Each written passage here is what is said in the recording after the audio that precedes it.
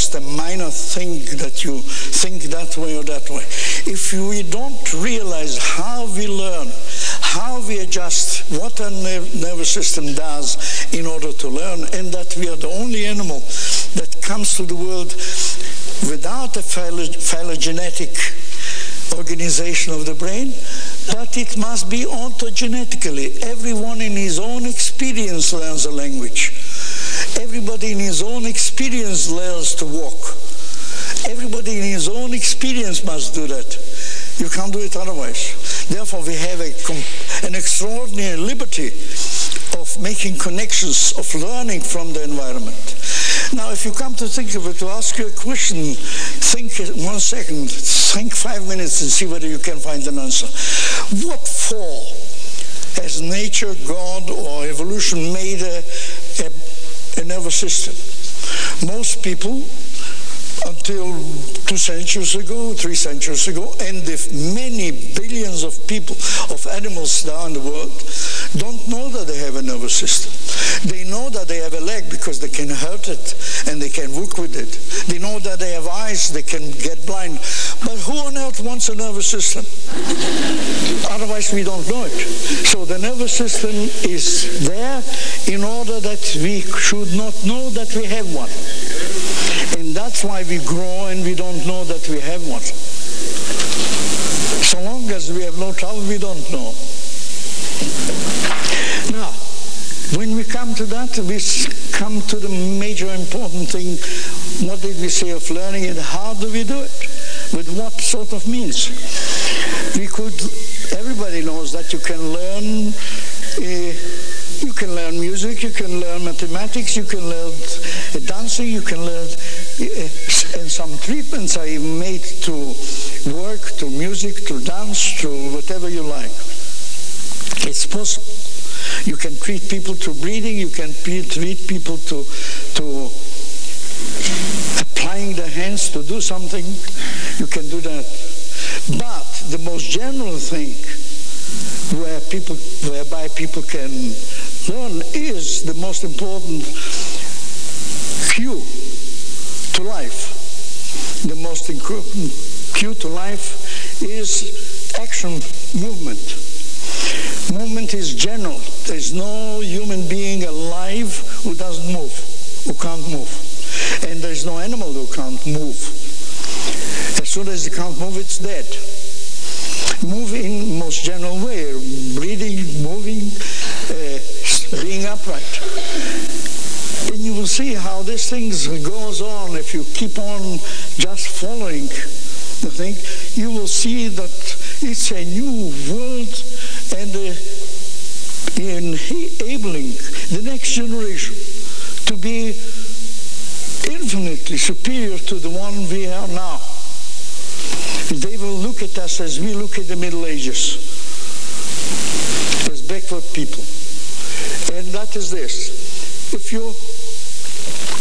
you take biologically from the start, all living thing, animal or vegetable, must be self-reproduction. If there is no self-reproduction, there is no species. There is nothing that can work. So that must be so. And the next thing must be self-maintenance.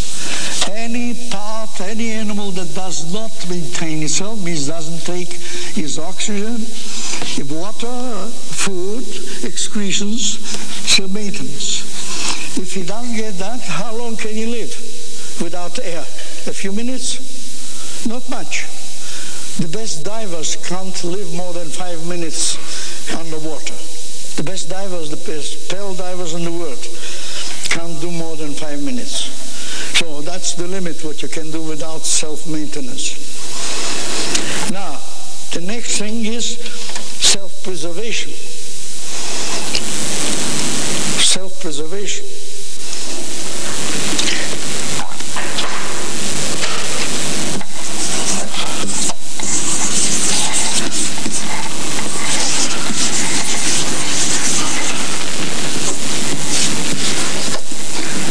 Of course, that means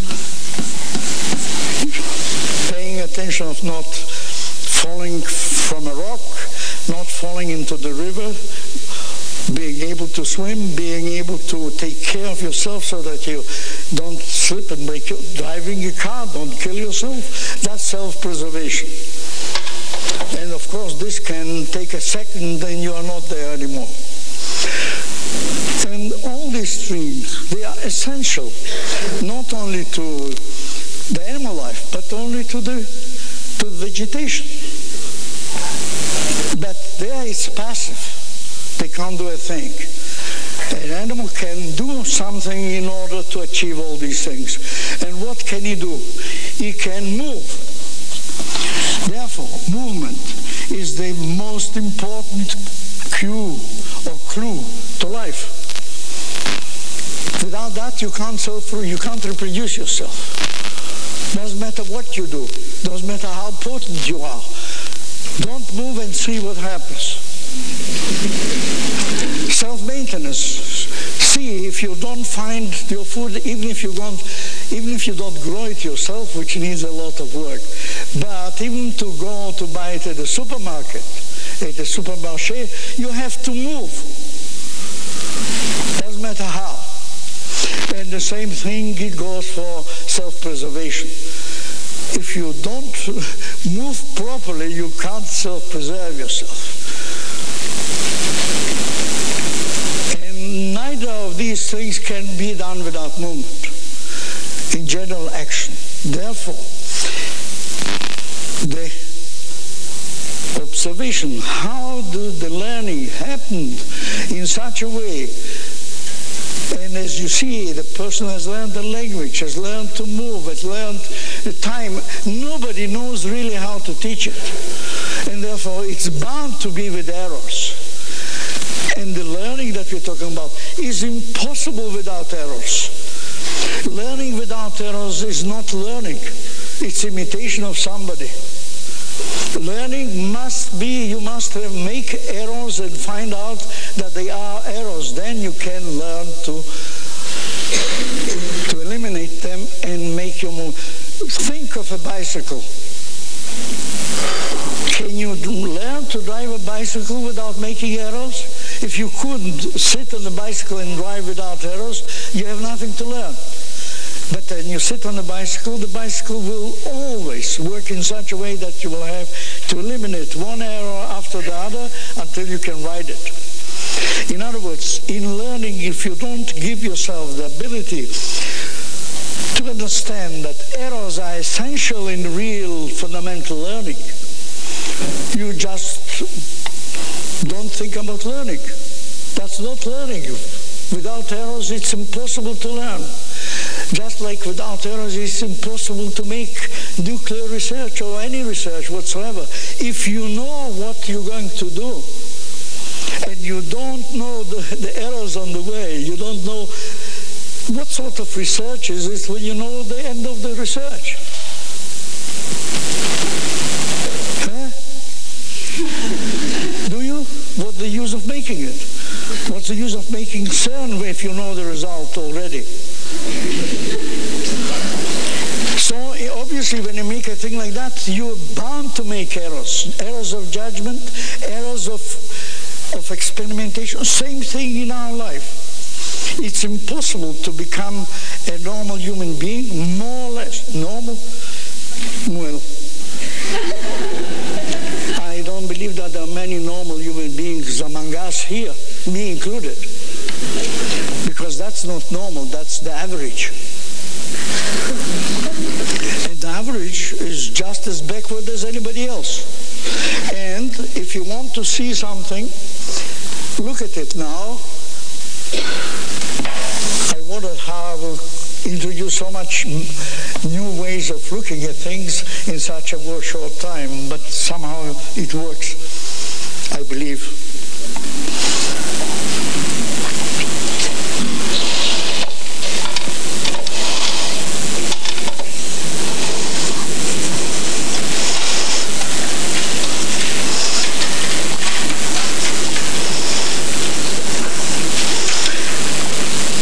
How we get over from these things to more concrete things in our lives. How do I know to stand? to stand. You couldn't when you were born. You couldn't for the first year. You could only crawl. How did you get to stand? And how do we stand today? And how do I know? And if you look a little bit to yourself, how we got from the movement, how we got to be able to stand, and moreover,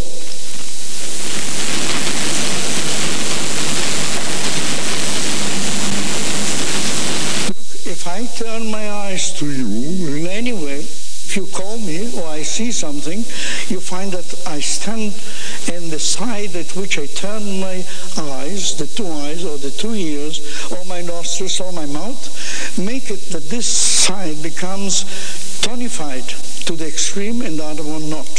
So, and you see the sternocleidomastoideo on this side and the eyes. And there's no whether you know, many of you might probably do, the work of Magnus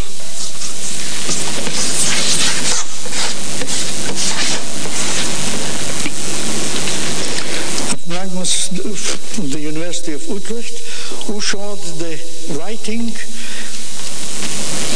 and tonic reflexes of the eyes and the head, which are essential for standing and moving as we do. In other words, when I turn my eyes to see somebody, I find this side, you see, gets tonified, and the other one toneless, so that I can turn and remove the asymmetry of the eyes and the neck, and that reestablishes equal tonus on both sides. Therefore, you can find that if we learn all that is learned, and it's so complex, and nobody knows actually what they teach the children. They just let them grow and teach them by example or somewhere. And errors are committed all the way along. And the errors, nobody actually knows about them until the people are grown up and they go themselves to seek some sort of help from a psychotherapist of a sort, or acupuncture, or whatever it is. And then, of course, the whole thing, they take the human being as it is already there, and believe that now, if they got that thing and they will do this or that, it will change something really fundamentally. Yeah? That is correct with a car. That is correct with a bicycle. But it's not correct with the human brain that has, from the start, from the initiate, from conception, has had to form and learn from the environment to make his own ontogenetic, his own personal connection, so that in the same family, from the same parents, 4 children are not the same. They are not the same because of what? Their DNA is practically the same. Everything is the same except what? Their personal experience. And in the human species, the learning is the most important personal experience for anybody. It has a greater influence on their future life in society and their opinion about themselves than their DNA. But, of course, the first 3 years of the learning that we talked about, not academic learning, forming their person. Now, we find then when they grow up and they have no ability to enjoy life the way they would like to have it, surely there's a means of having a look. How did they learn to work in this world and find out which are the errors they have committed and which are the errors they have not corrected, and which are the compulsive sort of attitudes they have in which they have no say. The human prerogative is that he has a choice. Human learning in itself is that they have the ability of doing the same thing in at least 3 different ways. That's the minimum. Because if you have you have only one way, then it's compulsive with it. Whatever you do, it's the same thing. You have no other choice. Whether you want it or not, it's a compulsive attitude. It's a compulsive act. Now, the next one, which is common to all animals and to everybody, is 2 choices, yes or no. it or you don't. That's a two choice. That's every animal. Every medusa has that choice, to move or not to move, to do or not to do.